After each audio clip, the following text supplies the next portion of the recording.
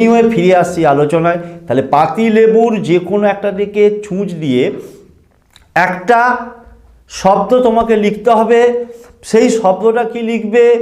ল অনুষ্কার long.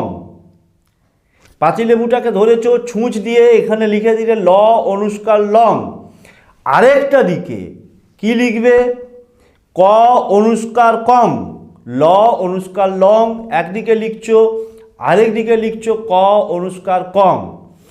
যদি তুমি ওপরে লিখে থাকো লং, নিচে লিখবে কম। বাম দিকে যদি লিখে রাখো লেবুটার লং, তাহলে ডান দিকে লিখবে কম। তাহলে পড়ে রইল আর দুটো সাইড, ওপর এবং নিচে, যার যেটা সুবিধে সেইভাবে লিখবে। আমি ধরে নিচ্ছি তুমি বাম দিকে লিখেছো লং, ডান দিকে লিখলে ক অনুষ্কার কম।